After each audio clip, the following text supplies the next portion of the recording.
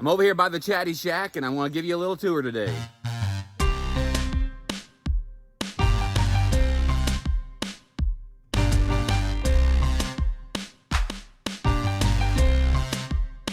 I've talked to you several times about my neighbor and my friend Chad. He lives on a property with us. He lived in California and he decided to come to Kentucky with us so he could live a simpler life, have a little bit more freedom. He sold his house there and he's got very minimal bills here. He decided that he wanted to live in a tiny house. So what we did was we bought this 12 by 30 lofted barn shed. He lives in this. He likes to do a little bit of woodwork and things of that nature, especially with pallet wood. So he's got some of this stuff sitting around there. Please don't mind that. It's got the door that we just showed you. That's on the south end. And then it's got this door, which is on the east end of it. He calls this his front door and that his back door. I call that his front door. That's the one he uses. He hardly even uses this one, but it did come with this door and the other door. This over this door, this overhang, Papa calls it a kludge, which is just something that's thrown together. It's an awning, it's an overhang, so it doesn't rain on him if he comes in and out of that door. That we added on afterward, but this is the roof that it came with, this is the siding that it came with, this is the door that it came with. We painted it and put this electrical outlet on there. This is the north end that's facing our neighbor over here toward the entrance.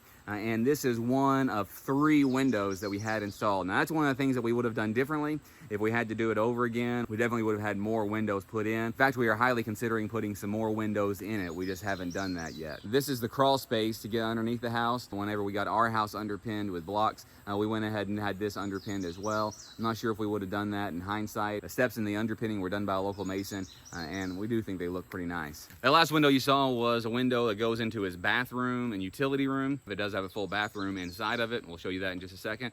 This is right by his kitchen area. The other one in the front that you saw just a moment ago, that leads over to his workspace. He's an artist and an illustrator. This is the west side. You'll see it as you come into the property. It's kind of amidst a lot of trees. It's really shady and very nice. When we wired it, we also figured that we'd use some electricity over here outside of this house. So we made sure to put a few external boxes on there. We've got 3 of these, I believe, one by both doors and one over here. So anywhere around the house, you can use some electricity. We are on the grid for now. And even when we get off grid, we'll probably have a solar set up or something like that in a battery bank. Chad actually built his door. If we do build a pole barn over here, one of the things that he wants to do is a lot of the woodwork inside of it. He enjoys that kind of thing. He did build this door. He and I together did most of the finishing out of it that you'll see as we go in.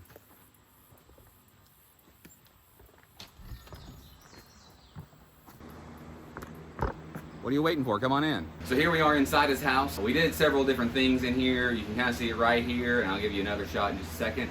But on the roof, we did corrugated metal. We did that in our house as well. You've seen a bit of that before. One of the things that we did that I wish that we hadn't have done, that we would have changed, and Chad definitely does, is use this brown paneling on the walls.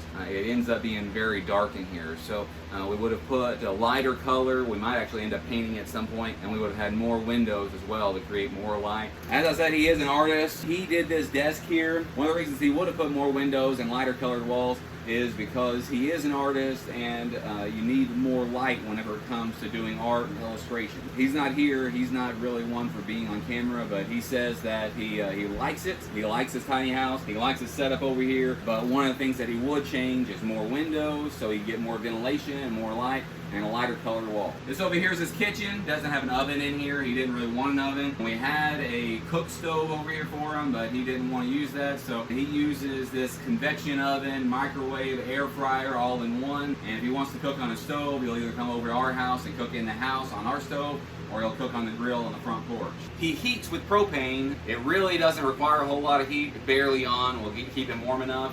And he has a hot water heater over here that is an on-demand propane hot water heater as well. The entrance door is on the very south end, and then you keep on coming north. You go through his area that he does his art and his living room area, and then you go into his kitchen, and then this is his utility room. Here's the window that you saw from the outside. I've got permission to be in here. I'm not just invading his privacy. He's not in it because he didn't really want to be in it. I told him I was going to do this, so he tidied up a little bit beforehand. This is his laundry room where he keeps his clothes and all this stuff. We built this counter for him. There's a cabinet shelf over here that we bought that was already done. He stained it. This is sheetrock above me and sheetrock on this wall as well. So it's a little tight in some ways in here, but it's perfect for one person. It's kind of like an efficiency apartment more than it is a tiny house. but it's got a full shower and a bath in here. It's got a toilet, it's got a sink. Again, this is sheetrock, mold resistant sheetrock up here. It's not like a tiny little camper bathroom or an airplane bathroom. There is plenty of room for you to move around and do what you need to do in the bathroom in here. As I said, it's got a lofted barn on both the north end and the south end. We've got some ceiling fans in here. He uses the loft on the south end just for storage.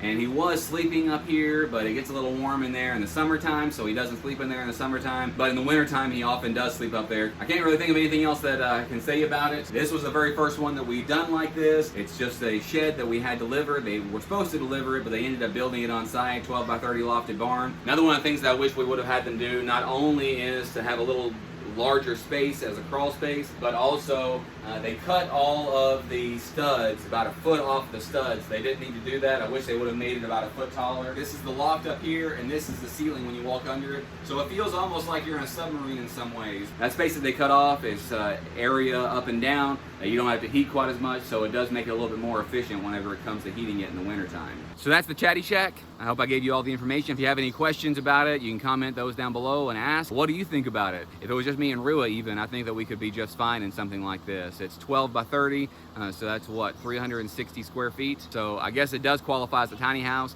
I bet we spent about, I didn't keep enough figures, I wish I would have, but I bet it cost us about $10,000. The shed being built and delivered for us, and then us finishing out with all the water, the electricity, and everything that we did to it. If you like tiny homes and things like that, one of my subscribers is David at Tiny Home Deals. I'll leave a link in the description down below.